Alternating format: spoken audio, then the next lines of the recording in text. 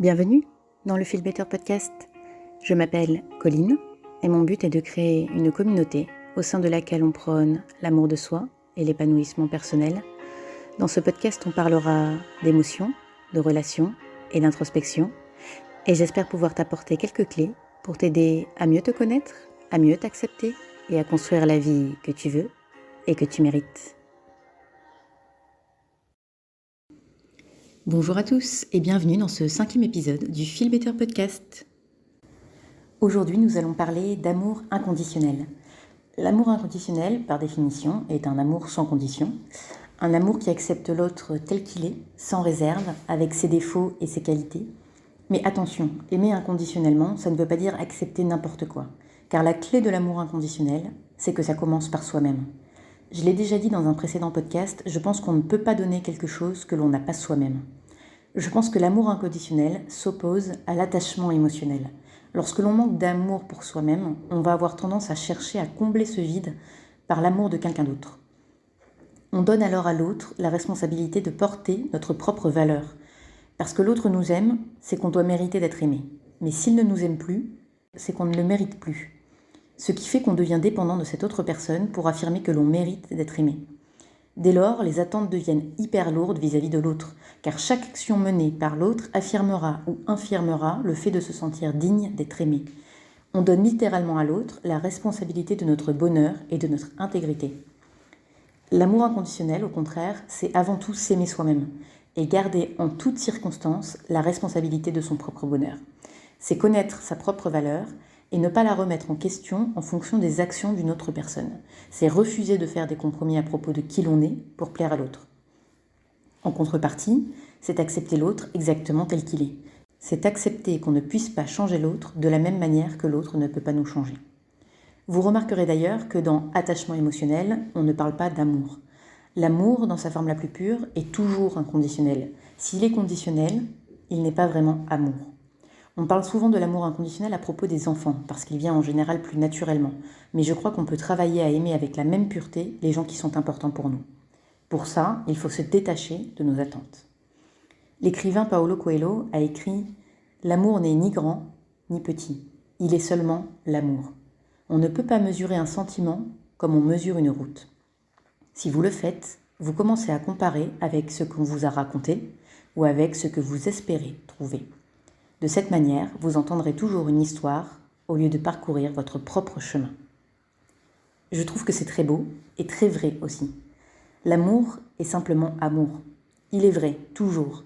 Il a de multiples formes et chaque amour est unique. On n'aime jamais deux personnes de la même manière, mais quelle que soit la nature de cet amour, si on accepte l'autre tel qu'il est, il est toujours pur et toujours nourrissant. Mais si on le compare à quelque chose qu'on espère avoir, on aura toujours un sentiment de pas assez.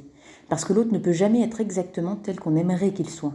Et on passera son temps à essayer de transformer l'autre, à dénaturer la relation, à créer quelque chose qu'on pense vouloir, alors que ce qu'on a déjà le potentiel nécessaire pour être quelque chose de très beau, mais qu'on ne s'en rend pas compte. La clé, je crois, est d'aimer sans rien attendre en retour. Il faut donner sans s'attendre à recevoir. Il faut savoir être dans le don de soi et simplement faire confiance que l'amour appelle l'amour. Scientifiquement, dans la matière, rien ne se crée, tout se transforme. Je crois que les émotions, et l'amour en particulier, ne répondent pas à cette règle. L'amour, pur, génère de plus en plus d'amour, infiniment. Et je crois que si on est persuadé de ça, alors il devient beaucoup plus facile de lâcher le contrôle.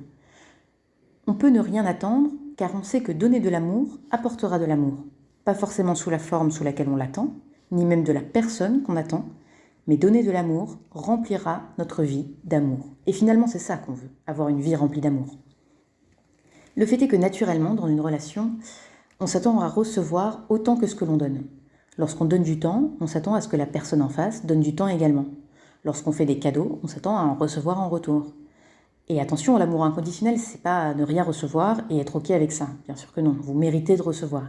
Mais c'est de laisser l'autre exprimer son amour de la manière qui est bonne pour lui et qui n'est pas forcément celle qu'on attend, ni celle dont nous, on choisit d'exprimer notre amour. C'est accepter que l'autre n'a pas le même langage finalement. C'est accepter que l'autre n'a pas les mêmes priorités, pas la même éducation, pas le même prisme pour voir la vie, et que par conséquent, il ne fait pas toujours ce que l'on aimerait qu'il fasse. Mais il faut savoir apprécier au contraire des choses qu'il va faire auxquelles on ne s'attendait pas forcément. En fait, il faut laisser la porte ouverte à l'imprévu, à la surprise, et de manière un peu métaphorique, il faut remplir sa jarre d'amour avec tous les petits gestes et les petites attentions qui vous sont donnés, et pas seulement avec ce que vous vous attendez qu'on vous donne. Si votre relation est saine, vous vous rendrez compte que votre jarre, elle est déjà pleine d'amour sans avoir d'attente particulière. L'amour inconditionnel, finalement, c'est aimer tel qu'on aimerait être aimé. Et c'est pour ça que la base indispensable pour aimer inconditionnellement, c'est de s'aimer soi-même. Car il faut être convaincu qu'on mérite un amour sincère, entier et plus que tout respectueux. Chacun d'entre nous mérite de se sentir en sécurité pour être exactement qui il est dans sa relation. Savoir que l'on n'a pas besoin de cacher ses défauts, que l'on peut garder ses manies, ses petites bizarreries et quand même être aimé entièrement, sans faille, sans jugement. Tout le monde devrait pouvoir vivre un amour aussi pur et aussi beau. Et encore une fois, la première étape, c'est de penser qu'on mérite quelque chose d'aussi beau. Et bien sûr, d'être prêt à le donner en retour. Personnellement, dans mes relations passées, je sais que j'ai beaucoup eu tendance à modifier ma personnalité pour créer une relation harmonieuse. C'était souvent inconscient, mais avec le recul, je me mettais à faire des activités que je n'aimais pas. J'évitais de parler de certains sujets parce que je savais que ça deviendrait conflictuel, que je me sentirais jugée. Et finalement, j'ai mis une part de moi de côté. Et je ne comprenais pas pourquoi je me sentais si seule au sein de mes relations. Mais j'en ai déjà parlé dans un épisode précédent, on ne peut pas être comblé par le fait d'être aimé pour quelqu'un que l'on n'est pas. Car nos besoins, nos envies profondes ne sont pas comblés, et notamment le besoin, qui est universel, je crois, d'intimité. L'intimité, c'est pas juste le sexe, loin de là. L'intimité, c'est la proximité physique, mais aussi mentale. C'est la complicité. C'est le fait de se sentir compris, connu, reconnu et de se sentir aimé. L'intimité, c'est ce sentiment de sécurité que l'on ressent lorsque l'on parle de ses plus grands rêves ou de ses plus grandes peurs en sachant qu'on ne sera pas jugé. Pour en revenir à mes relations passées, je crois que j'ai eu un wake-up call ou un déclic quand l'un de mes ex m'a dit avec un ton assez méprisant, après que j'ai démissionné d'un job qui me rendait malheureuse, « On n'a vraiment pas les mêmes valeurs ». Et j'ai été profondément blessée et marquée par cette remarque. Et je me suis rendu compte à ce moment-là que c'était pas normal de se sentir rabaissé et tiré vers le bas par la personne qui était censée être mon confident, mon équipier, mon meilleur ami, la personne qui aurait dû vouloir le meilleur pour moi, qui aurait dû être malheureux que je sois malheureuse dans mon job. Et avec le recul, je me suis rendu compte que j'avais normalisé beaucoup de comportements que je n'accepterai jamais aujourd'hui. Des remarques du genre « je m'en fiche que tu gagnes plus parce que moi j'ai un vrai boulot ». Super macho. Pour la petite histoire, on était tous les deux ingénieurs, seulement lui il manageait une équipe et pas moi. Et donc ça suffisait à considérer que son job valait plus que le mien. Donc pour toutes celles et ceux qui vivent des situations similaires, c'est pas normal de se sentir humilié, c'est pas normal de se sentir rabaissé, et c'est pas normal d'avoir le sentiment de devoir être moins que ce que vous êtes pour que l'autre se sente mieux. Et vous ne pouvez pas bâtir une relation basée sur un amour inconditionnel s'il n'y a pas de respect mutuel. Choisissez votre intégrité, d'abord et toujours. J'ai fini par quitter cette personne et ça a été une décision que je n'ai jamais regrettée. Ça paraît évident aujourd'hui, mais ça ne l'était pas forcément à l'époque. Je me suis demandé si j'en voulais trop, si j'étais pas censée me contenter de ce que j'avais. De l'extérieur, on cochait les cases du couple qui va bien ensemble. J'allais sur mes 26 ans, et à l'âge où je pensais que j'allais commencer à construire une vie à deux, je me retrouvais seule. Mais ce que j'ai gagné en quittant cet homme a été inestimable. La décision que j'ai prise, je l'ai prise pour moi. J'ai décidé d'avoir foi en l'avenir, d'avoir foi dans l'idée que quelque chose, quelqu'un de meilleur m'attendait quelque part. Cet acte de foi m'a permis de commencer un chemin initiatique dans lequel j'ai réappris à me connaître, à savoir ce qui était important pour moi, à réaliser tout ce que j'avais enfoui qui était en fait une part de moi. J'ai rencontré des nouvelles personnes, j'ai appris à m'aimer, et aujourd'hui mes relations, quelles qu'elles soient, n'ont plus rien à voir avec celles que je pouvais avoir il y a 10 ans. Et je referai ce chemin 100 fois. Si je vous raconte tout ça, c'est pour 2 raisons. La première, c'est que j'espère que ça vous inspirera à vous prioriser, toujours. N'acceptez pas le manque de respect. Prenez de la distance avec vos relations toxiques. Apprenez à vous aimer et faites-vous confiance. Si vous sentez qu'une situation n'est pas bonne pour vous, écoutez cette petite voix qui est votre intuition. N'écoutez pas les 1000 questions dans votre tête. Est-ce que je mérite vraiment mieux? Est-ce que c'est moi le problème? Est-ce que je ne cherche pas quelque chose qui n'existe pas? Et sautez le pas. Faites cette action, quelle qu'elle soit, qui doit vous libérer de cette situation dans laquelle vous ne vous retrouvez plus et qui finalement vous fera grandir, évoluer et vous aidera à vous retrouver vous-même. La seconde chose, c'est parce que c'est important que vous compreniez que l'amour inconditionnel commence par soi. Ça ne veut certainement pas dire accepter d'être traité d'une manière que vous ne méritez pas sous prétexte de l'amour. L'amour est toujours bienveillant. Et c'est exactement ce que vous devez réclamer. Une relation bienveillante basée sur le respect. Maintenant, attention, l'amour inconditionnel, ça ne veut pas dire qu'il n'y aura jamais de dispute, de désaccord dans votre relation. Ne quittez pas le navire à chaque fois que vous vous prenez la tête avec quelqu'un. Non, on a tous des opinions différentes, des façons de voir la vie différentes. Ce qui compte, c'est, petit 1, que ces accrochages n'ont pas d'impact sur la nature profonde de votre relation. Vous ne remettez pas en question la profondeur de votre amour, l'opinion que vous avez d'une personne parce que vous avez un point de désaccord. Si on reprend l'exemple des enfants, si vous vous disputez avec votre ado par exemple, et qu'il vous exaspère avec sa crise d'adolescence, il reste tout de même votre enfant, et vous ne remettrez jamais en question que vous comptez être là pour lui, quels que soient les désaccords que vous pouvez avoir. Eh bien, je pense que c'est tout à fait possible de le faire dans toutes les relations qui comptent pour vous. Et je dis toutes les relations qui comptent parce que c'est un choix. Et je vous invite à choisir des relations qui vous nourrissent, qui vous apportent de la joie. Encore une fois, choisissez votre intégrité d'abord et toujours. Les relations qui vous drainent, qui vous épuisent, ne méritent pas que vous y passiez toute votre énergie et tout votre temps. La deuxième chose qui compte après un accrochage, c'est d'être capable de prendre du recul et de poser calmement des arguments de chacun sans le prendre comme une attaque personnelle. Il faut savoir écouter l'autre, son point de vue, partager le sien de manière bienveillante. Parfois, il n'y a pas de compromis possible, ou pas dans l'immédiat. Et parfois, il faut savoir dire que c'est ok comme ça. Je crois que c'est important de pouvoir partager avec l'autre ce qui nous pèse sans que ça devienne un fardeau pour l'autre. De savoir dire « j'ai besoin de t'en parler, j'ai besoin de partager ». Je sais que ça ne pourra pas être résolu là, tout de suite, mais ça me fait du bien de savoir que tu es au courant de ce que je ressens.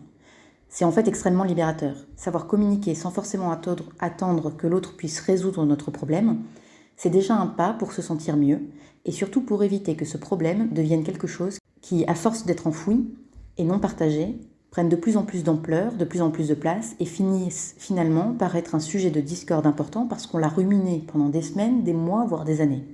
Savoir exprimer nos émotions, ce qui nous fait de la peine, ce qui nous fait nous sentir moins bien, même s'il n'y a pas de solution immédiate, ça permet de dédramatiser, d'éviter de ruminer encore et de faire grossir ce problème. Et souvent, ça permet déjà de s'alléger d'un poids. A contrario, je crois que c'est important d'écouter l'autre de la même manière.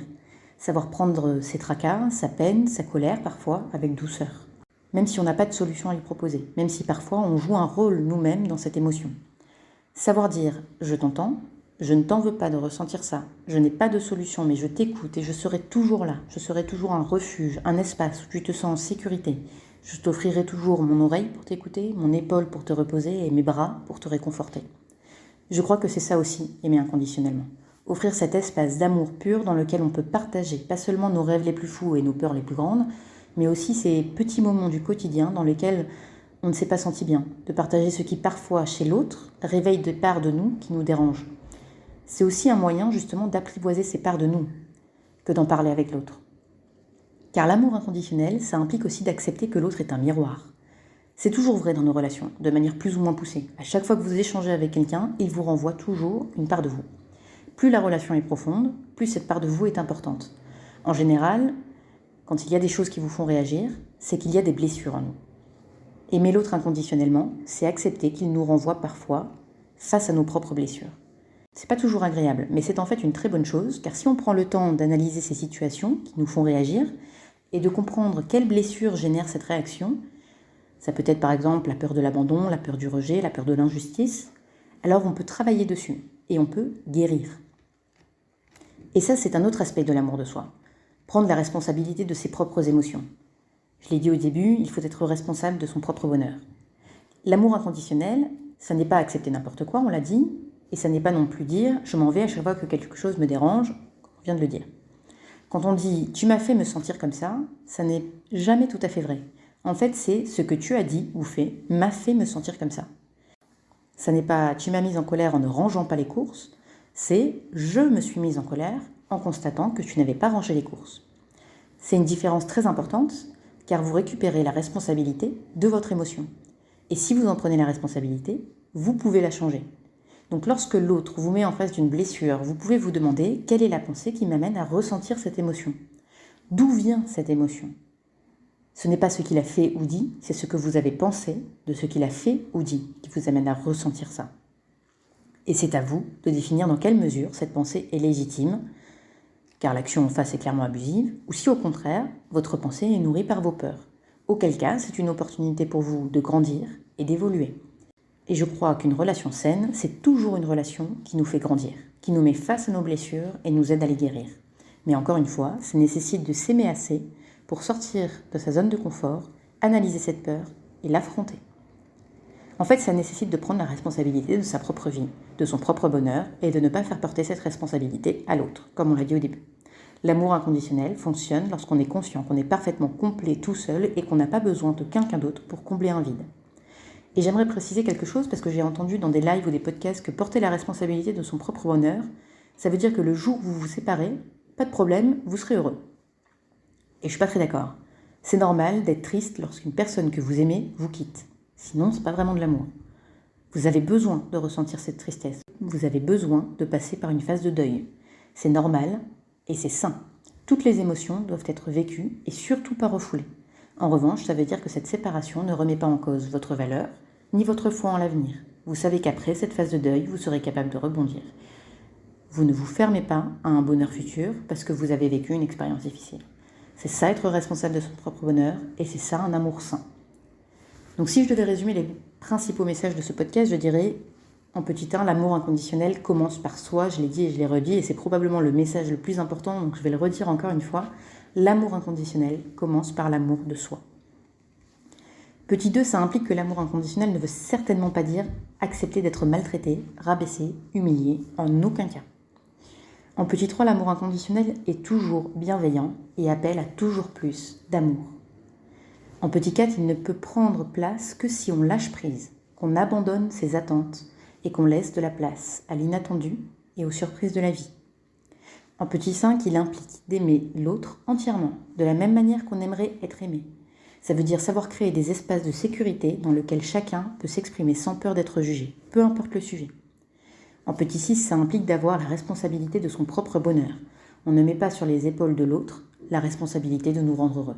Ce qui veut aussi dire que lorsque l'autre nous renvoie nos blessures à la figure, et ça arrivera forcément, on est capable de le comprendre, de l'analyser et d'entamer un processus de guérison. Petit 7, enfin, c'est un choix qui ne peut aboutir que par un travail profond sur soi, mais qui peut apporter tellement de profondeur, de connexion et d'intimité que ça en vaut 1000 fois la peine. Voilà, j'espère que ça vous a inspiré, que vous avez aimé cet épisode. Si c'est le cas, n'hésitez pas à vous abonner et à laisser un petit commentaire directement sur Spotify ou sur la page Instagram de la Feel Better Community. Si ça vous intéresse de rejoindre la communauté, vous pouvez cliquer sur le lien dans la description de l'épisode. Vous aurez droit à la newsletter hebdomadaire ainsi qu'à un petit guide 100% gratuit pour vous aider à analyser vos émotions. Et puis en attendant, moi je vous dis à la semaine prochaine. Je vous embrasse, prenez soin de vous et à bientôt.